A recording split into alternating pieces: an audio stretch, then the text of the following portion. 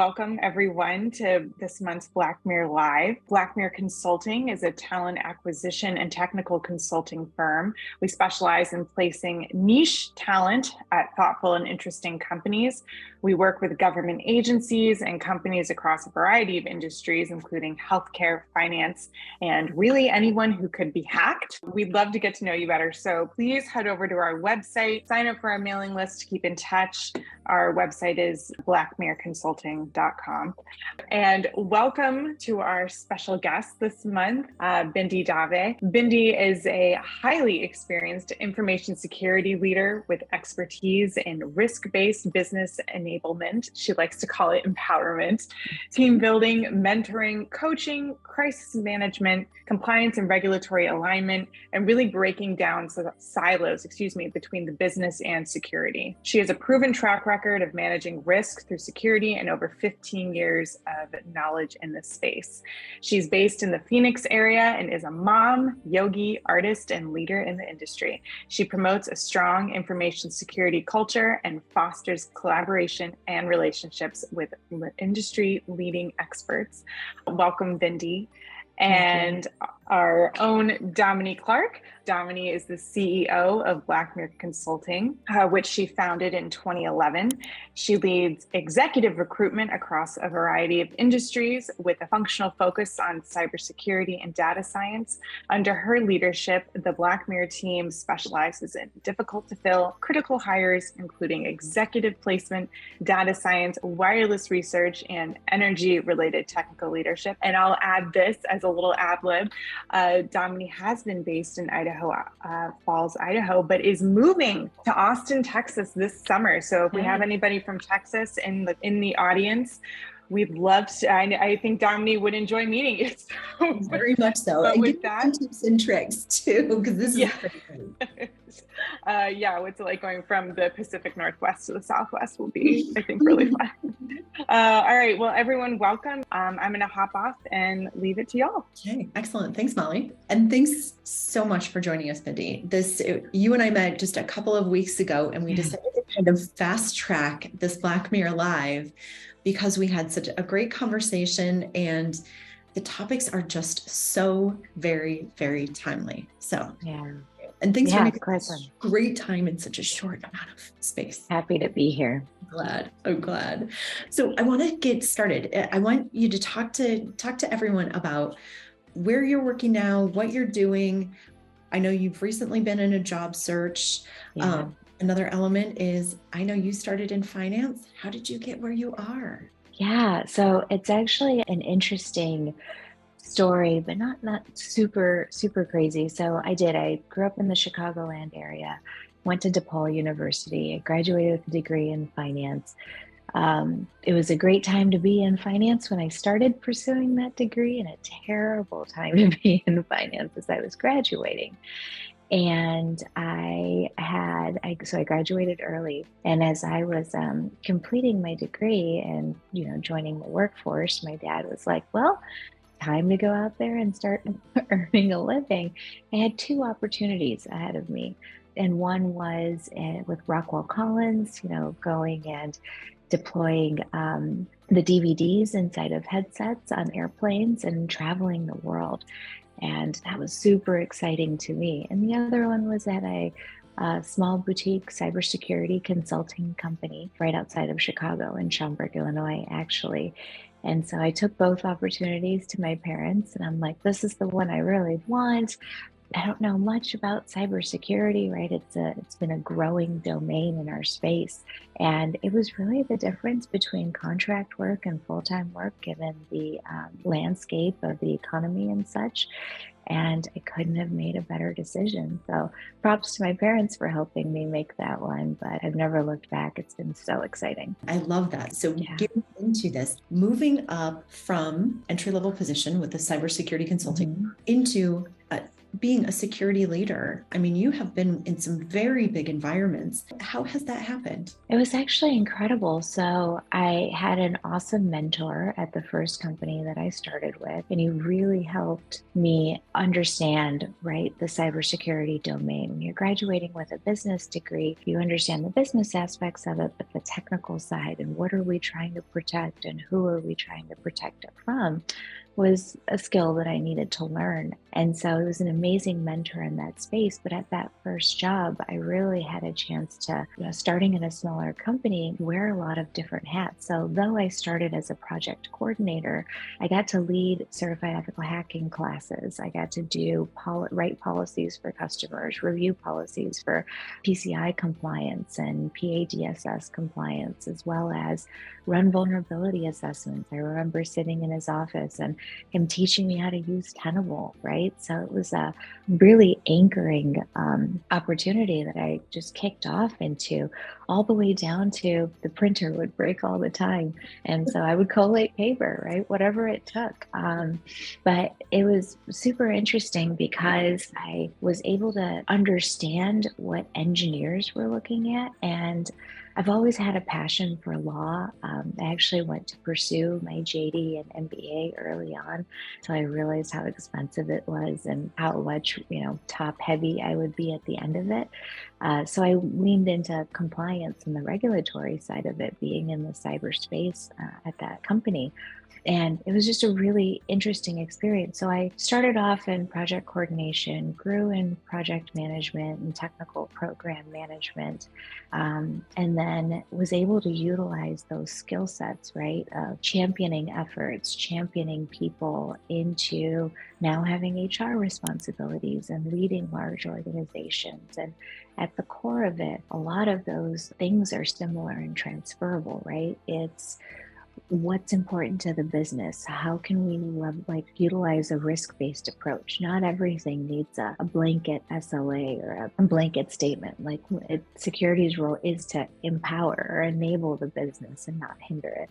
So project management and coordination helped bring that rigor and structure in order to effectively have those executive roles. So it's been super interesting. As you mentioned, I've had some really great experiences at awesome companies that I've worked with, whether it was preparing them for acquisition, like at Zoom Financial and PayPal was acquiring, or divestitures. So Option Care is a home infusion arm that was separating from Walgreens, as well as consulting organizations like Fishnet Security.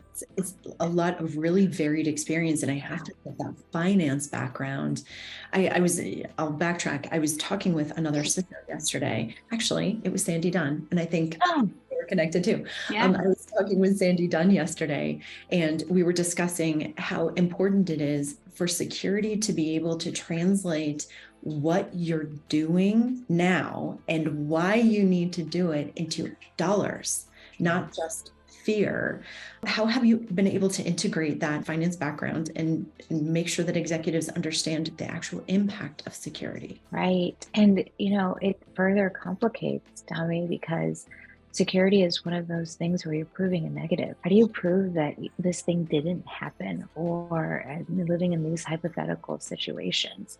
And to your point earlier, there's a language that businesses speak. And even when you're at a non-for-profit or at a for-profit, they're looking at how are you solving these interesting problems for, right, the consumers, but leveraging that risk-based approach of what's important. So dollars talk, right? They make sense in being able to understand the financial statements of the organization and how I balance my budget. So is it really headcount for headcount, or can we utilize what we have metrics in place, track velocity, whatever it may be, to improve those efficiencies? And does my work need the headcount, or is it for a purpose? For example, if we need, an operations team, need some folks on the SRE team to do patching initiatives, they're supporting security. It's really being able to look at that, what the objectives are to support the overall business objectives, but also layering in what makes sense from a dollars perspective, and then empowering whatever avenue there is to support that. You use that term empowering a lot, and I have to do. that there was a time where you thought we've got to empower this thing. How did this come about? Why is that such an important word for you? So I really believe that people, whatever level, whatever field they're in, when we're in the workplace, we want to do a good job, right? I don't think anyone actively starts their day saying, I'm going to do a bad job today, or I'm going to be terrible. Yeah, exactly. But I think the difference comes in whether we're talking about retention, we're talking about morale, or we're just talking about accomplishing the overall things that are on the roadmap. It's, do you feel empowered to be authentic? Do you feel like you are supported? Do you feel like you're heard and seen? And all these softer type of skills are so important. So I really lean on empowerment because I feel like that there is a tangential relationship with enablement. And if you're not empowering your people, right? We talk about people, process, technology. There is the golden triangle. There's a balance that needs to be between those three pillars of the triangle. And if one of those or none of those are empowered, then we're going to see it in the workspace and in the enablement or lack thereof for achieving the business goals. That's true. And we're in kind of a weird time. I think cybersecurity felt like we would be impervious to any market fluctuations or conditions. And that's not necessarily been the case. We're hearing of a lot of people who are out in the market that didn't expect to be, and teams that aren't feeling that empowerment right now because either they're running way too lean or they're just plain scared. Are you seeing the same thing? I am. And, I have deep empathy for this because I'm in a similar boat. I'm interviewing and, looking for opportunities and such too. And I think it's a weird kind of space because you think about it like 2023, right? We're in this world of AI, we're in this digital space, especially with the pandemic. So many companies grew their offices, right, by magnitudes than when they had work because everyone's working from home. And we need to secure our data. We need to make sure that it is as it's meant to be and it's only being received by the folks that are meant to receive it. But, right, again, it comes back into how the company is doing and the performance and how seriously they take some of these things, because there's the security aspect and then there's compliance. And so what is the true driver, I guess, for some of these security programs and such? But there's no such thing unless I guess you're a Goliath in healthcare or something that's recession proof. That's true. And I think what we're seeing is companies have less ability to really invest in things like cybersecurity because you're right, it is proving a negative. And at the very same time, the threats are going up. Yeah. Introduce AI, it makes good money. Cyber crime makes good money.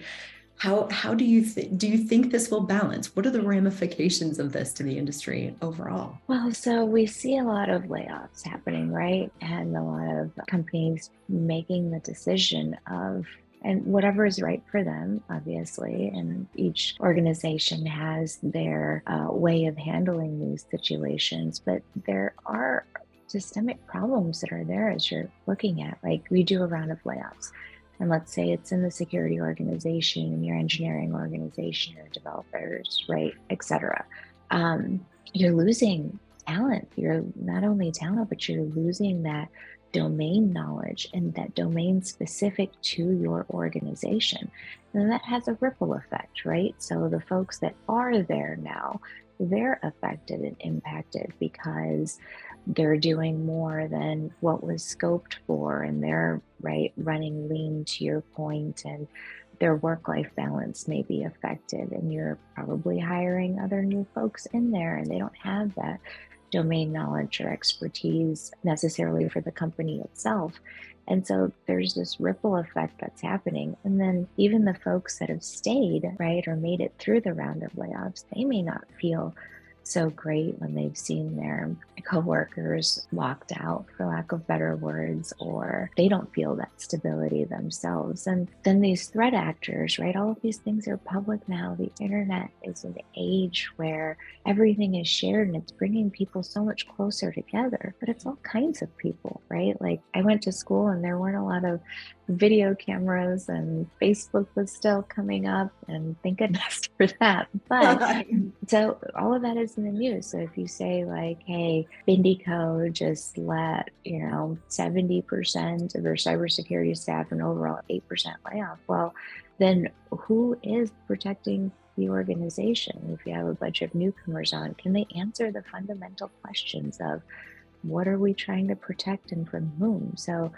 I hope that there is a balance, but we need to, organizations need to do it with some strategic thought in mind of what the ramifications could be for their overall reputation and organizational morale. Absolutely. And to your point, I think that strategy for those who have the ability to do so should be to pick up this talent while it's on the market right now.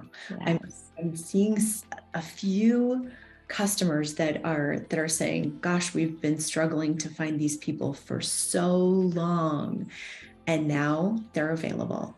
Yeah. I think that smart strategy is to strike while the iron's hot, even if it's a little bit of a stretch. And location agnostically, right? I know we're getting back into let's go back into the office, and we can't hire in certain states for whatever reasons, but to your point, there's such awesome talent out there, and these folks, like myself, have taken this time to really reassess their skill sets and learn and just improve and build off of what they were SMEs or great at. And so organizations really have an opportunity to get some excellent folks right now. Absolutely. And tell me about that journey for you. So you do find yourself in the market, and what have you done? It sounds like you've been on quite the journey to. Yeah, improve. I'm sure folks can empathize that when things aren't completely your decision, there's a blessing, right, in that. So I connected with my network, which I realized how much I had probably, I don't know the right word, didn't pay attention to so much, right? Right. And so when I did, find myself like, hey, I'm going to be looking for another opportunity, posted out to my network and really got a chance to reconnect with older colleagues and folks. There have been so many amazing connections that I've made, and new ones too. I think several of them are on this call today, and just helping and supporting and sharing experiences and stories and that emotional uplift that we need too, because it can be a little bit of an ego hit or whatever it is that says, oh, what happened here? But we have to know it's not us. The company was doing whatever the company needed to do, and we have the opportunity to learn and to grow and expand in our space. So that's what I've been doing, as well as reading books, and got back into my yoga practice and just coming to recenter. And I think that's just been a super blessing. It can be transformative, and I am right there with you. All of these curses that look so challenging and so terrible can sometimes be our greatest blessings. I had an experience probably when you were graduating during that 2008, 2009 recession, where finance was not in a happy place. And that was my entire practice at the time. That's what led me into cyber. Had it been for that curse that I was pretty sure the entire sky was falling and I was Chicken Little, had it not been for that, I wouldn't be where I am today. That's beautiful. Keep that in mind, though. It really is. Especially in that moment, right? Which is where you mentioned Sandy, Birdie Green, Ashwin. There have been so many folks, Connie, that have really pulled together in the sense of, connecting with me. And it's so important for us to have things outside of our career too, which honestly I didn't have before, right? I'm a mom. So your energy goes into that, your energy goes into work. And then by the end of the day, you might wrap up on emails or catch up on things. And then it's nighttime time and you rinse and repeat. And when one of those integral pillars gets removed from your life, it's like there is a hole, right? Exactly. How do I fill it? And so it's so critical to have something else going for yourself. Redefining, for me, it was my yoga practice and going back into my art and learning and, just feeding that time so that now work is a really awesome but supplemental pillar and not a primary foundational pillar, kind of keeping the house up, which was super important. That is so true. And I look at all people building that network and continuing it. I know Jess is here and a lot about mentoring others. And I think mentoring can be a very big concept. It can be sometimes time consuming, or it can be little teeny tiny nuggets that we share with one another, even if it's just we've got you, or an introduction to someone else, or have you thought about this? It can be so small and so impactful sometimes. I'm wondering if you've experienced that as you've gone through this too. Absolutely. I was texting with a couple of friends today, just getting ready for this, right? And just that championship. One of my friends gave me a challenge coin yesterday just to prepare for this. And it says, "A smooth sea never made a skilled sailor." And that resonates so deeply. So really awesome folks that have shown up, but it is time, right? It is you investing your time into them and them reciprocating it back, and it's that relationship and that jive that just means so much. And I think that's critical to have in that support system. And maybe as we're going through this, I'm calling it the great reshuffling, because I really think that's what's happening here. We're just getting an opportunity to maybe strengthen, recenter, and reshuffle and find something new, find that next challenge for whatever growth needs to happen, but continuing to remember, and these times teach us exactly that, continuing to remember that it's the people in our lives. No opportunity comes without another person. Yeah. Absolutely. And I share, folks ask me why I want to spend time with either folks in my organization or just folks outside of it.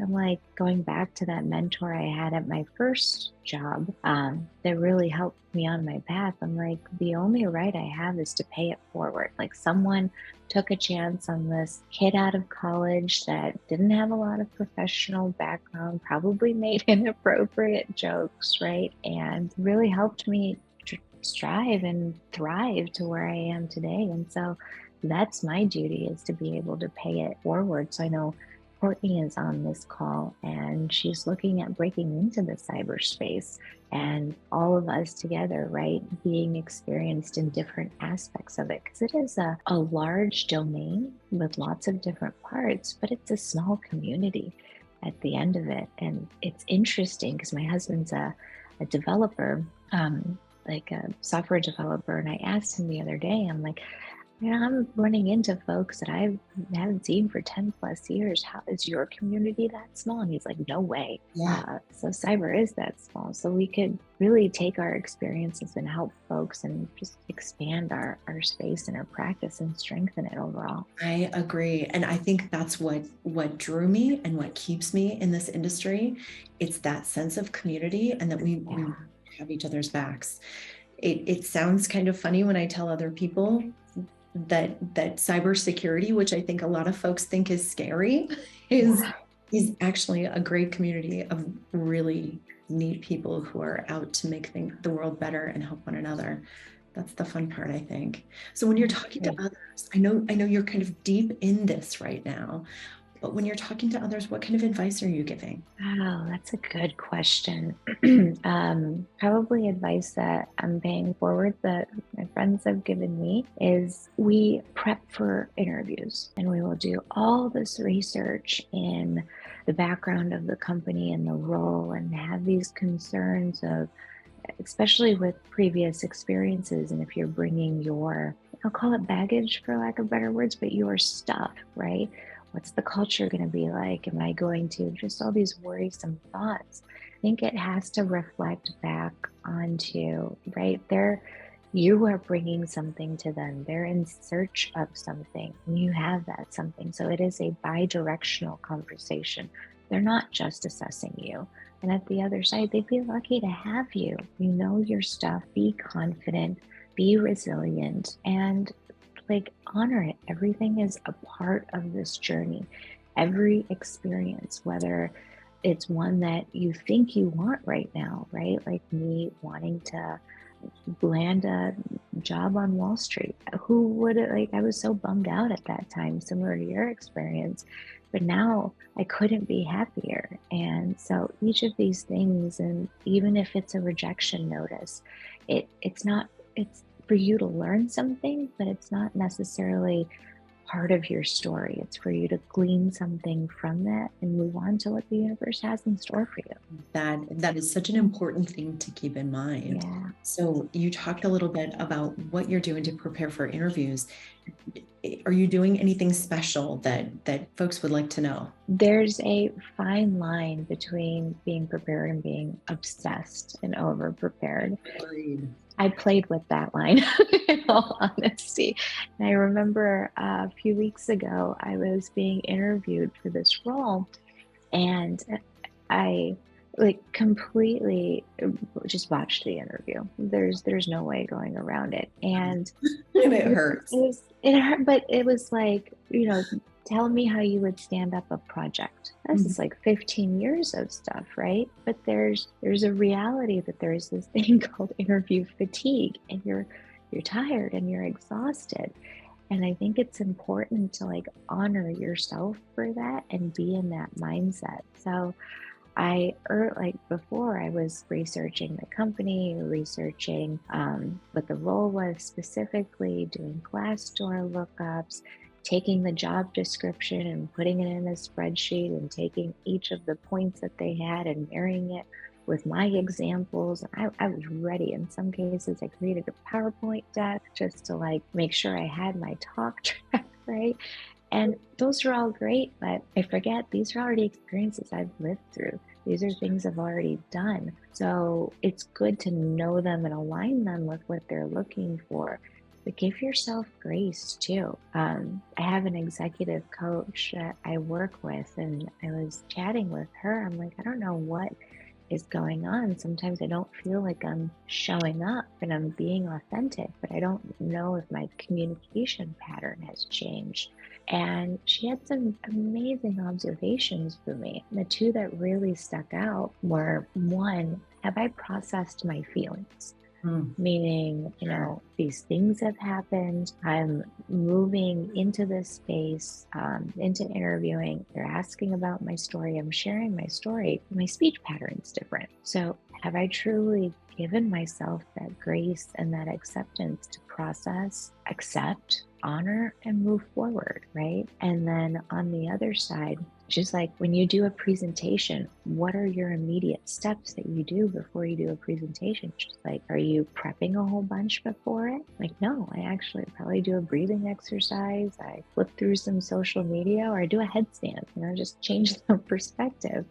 But I wasn't doing that for interviews for some reason. And it is a presentation of your skill set. And so I think that's important too, of find out what works for you and don't over stress it. They're lucky to have you too, right? Just know your stuff, but take that calm before you go into it to reset your perspective. I think that's so important. And it is such a valid point. We really can get so involved in things and overthink and overstress. And then you show up with the energy of overthinking and overstressing instead of the quiet confidence that you want to portray in an interview. So separating those things out. I love your idea of setting out those great questions, those great elements of the position and aligning them up with your experience. That's wonderful. And then maybe having a day or even 10 minutes to separate, to say, who am I really?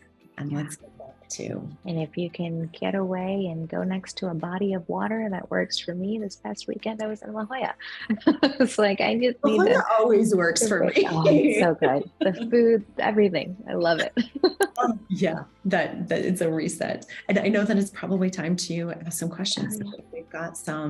we've got some questions. Let's see. So it looks like we've got an anonymous one.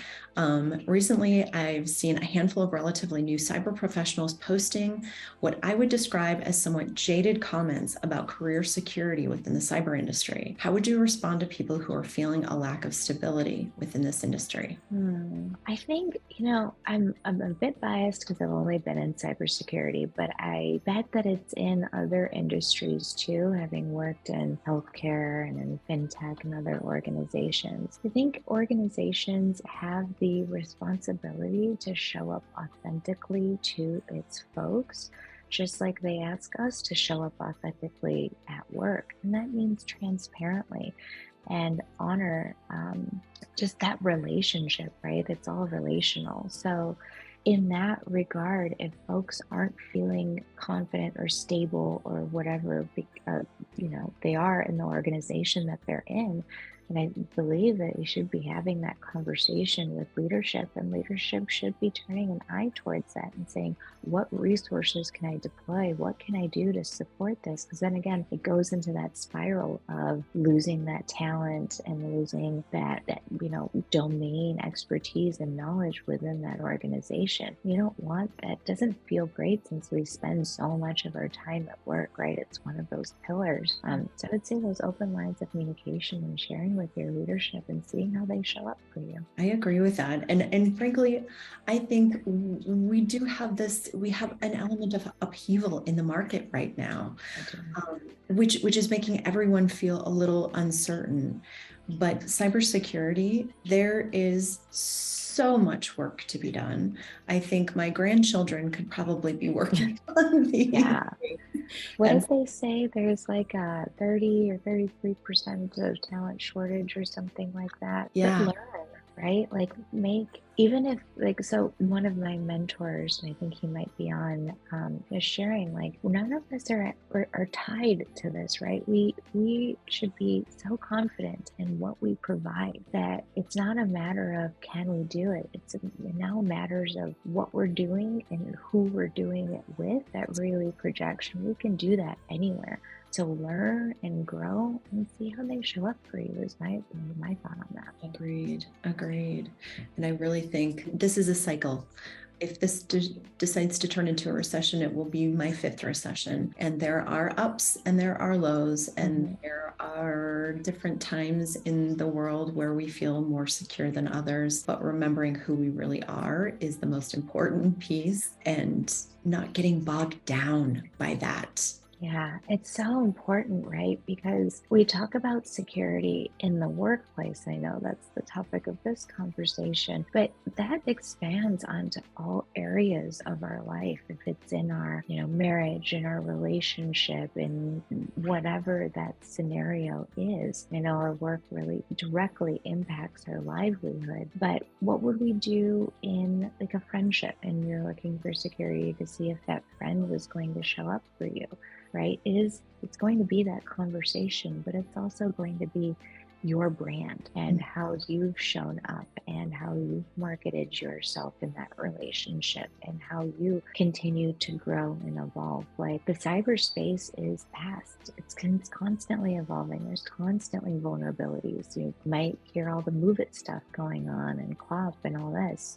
It's relentless, and we have to be relentless back. And so some of that, I have had conversations about imposter syndrome in leadership, and what does it mean to feel like an imposter? And a lot of it, though, and when talking to one of my mentors, he's like, hey, in leadership, let's face it, we all are. Not in a negative way, but we're not going to have all of the answers for everything. Really lean into what interests you and passions you and learn about that. And then that'll come organically, right? No one's going to know everything about everything. That's impossible. It's how you brand yourself and show up in that relationship. Absolutely. And I think the best leaders I have experienced have not been afraid to say, I don't know, we're going to have to figure this out together. And that's where the stickiness of great teams is created, when you're in it together. And I think that applies to our networks as we're out there in the market looking for work.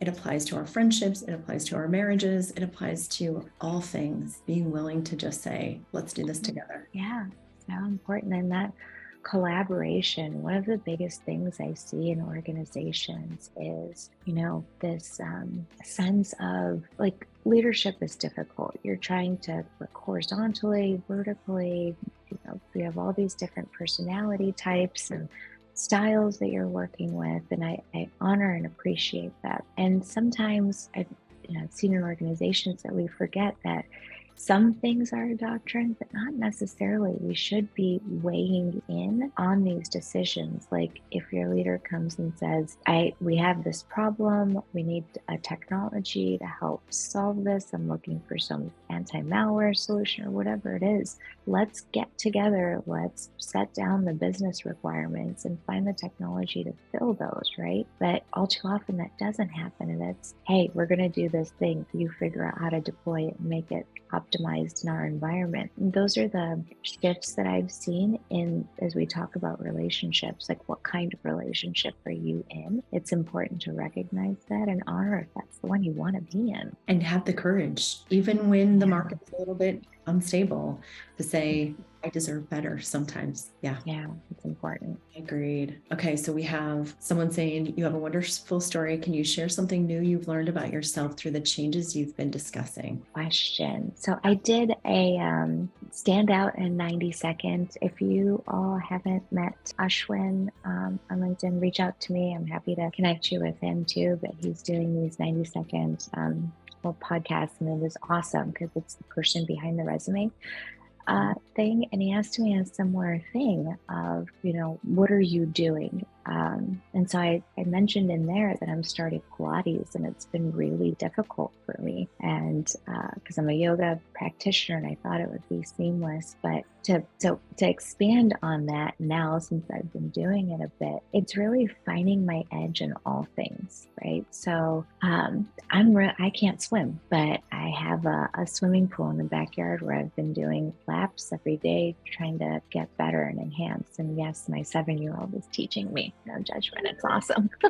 But I'm afraid of big dogs, and I have a giant golden doodle, right? So it is this thing of knowing yourself and understanding like your current edge and what's not comfortable, right? To go beyond it a little bit. And I think that's called growth. So I'm doing that constantly. I'm learning, different technical things right now. I've been inspired to write a book, and so I've been outlining that topic, and that's been something that's been inside of me for so long. I feel like all of us have a book, at least one. You have to be vulnerable and show up authentically and vulnerably for that. I've been afraid of that for various reasons. And so, lots of aspects, but I'm happy to talk more about that. If you want to just connect with me on LinkedIn, it'll just go on and on for too long. Love that. And I love that aspect of vulnerability. I think Brené Brown has created an entire career around that one word, and it hits so home for so many of us because it is one of those greatest fears. Whatever. It is incredible. Yeah. We look at vulnerability in cybersecurity and we akin that to weakness, right? A weakness in a system, a weakness in whatever. That an exploit can happen in that gap that TAs are trying to get into. But in our personal lives, we talk about vulnerability, and it is coming authentically and saying, I need something, I need help, I need what you have.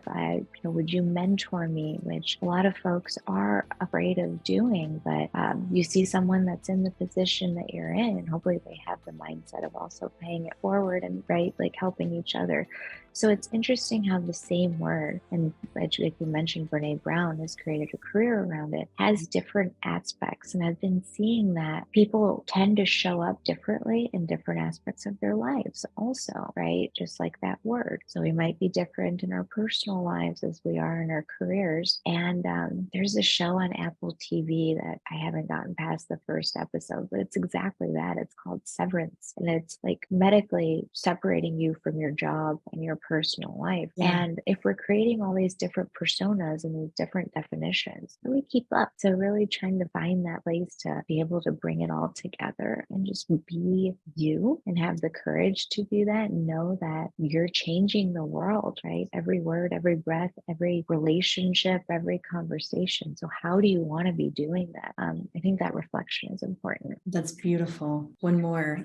You mentioned that you're helping folks break into cyber. Can you share some of the advice you're providing? Yeah. So immediately off the bat, like what interests you? What are your passions? And it's such a large domain, right? So if you like writing, then you can learn about some compliance and, regulatory stuff and best practices and CSFs and write policies or technical writing.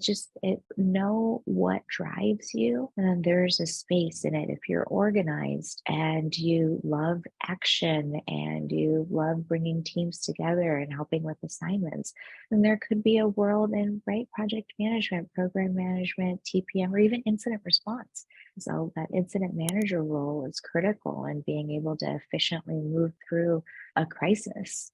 So I would start with that. Just there's so many transferable skills, whether it's communication, if you assess risk personally, right? As a mom, I'll see like a threat actor to my kid from a mile away or more. And I'm like, okay, I'm assessing the risk. Do we have a way out? Do we know what we're doing? Take those things and try to bring them into a space and talk to people. Reach out to people on LinkedIn, right? Whatever it takes, and see if that community can help guide you. You don't need to know everything about the space, just know what you want. I agree with that. And to your point earlier, there is just so much out there in cyber. It's not just coding.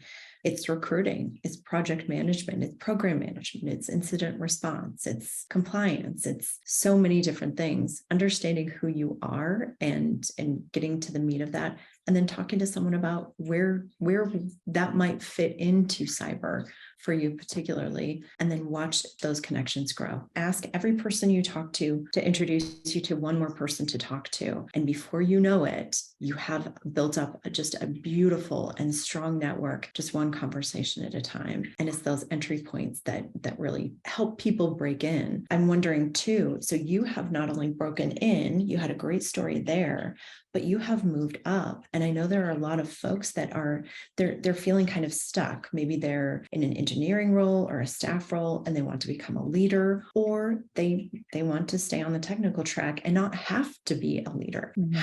How do you suggest, what advice would you give someone looking to just take that next step? Take it, research it, learn, right? If you're actively in a role and you have and this comes back to your leadership train and that chain and that trust. But I openly shared with my previous manager, like, this is what I want to do. These are my career goals. In the next 5-10 years, this is where I see myself. And he would give me opportunities to be able to get into that realm or not, right? Do your research and due diligence too. If you are an engineer and you want to get into people leadership, having a strong understanding of yourself, do a 360 assessment, see what folks would say about you, and use your company's leveling guides if they have them to see what skill sets you need to acquire or you already possess to shift in that space, and then have an open dialogue with your management chain. And if it doesn't work there, right, again, do what fuels you and what it takes to be happy. I remember I passionately went into my previous leader's office and was like, I'm frustrated. I should be doing more. I have capacity to do more. Why am I not getting more?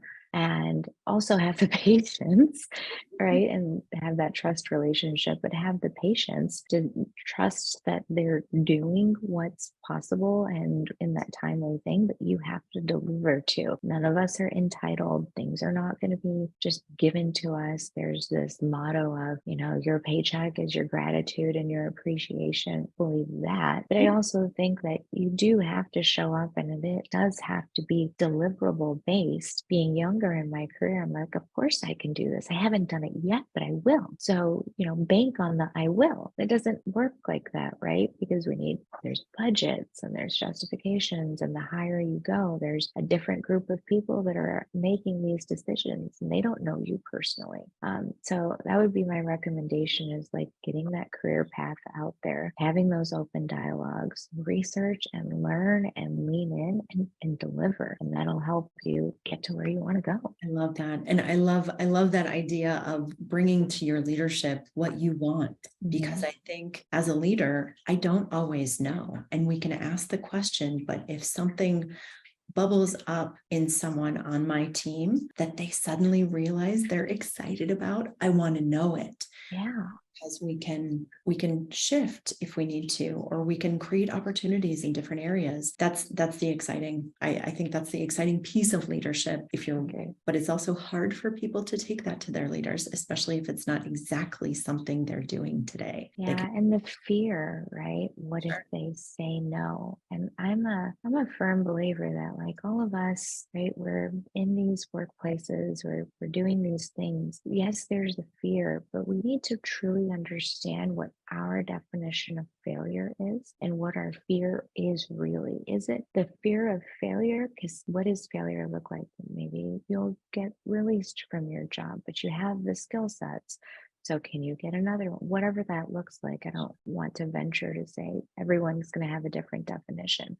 But fear of success is something that we should acknowledge too, because it is the unknown, especially if it's something that you're not doing right now.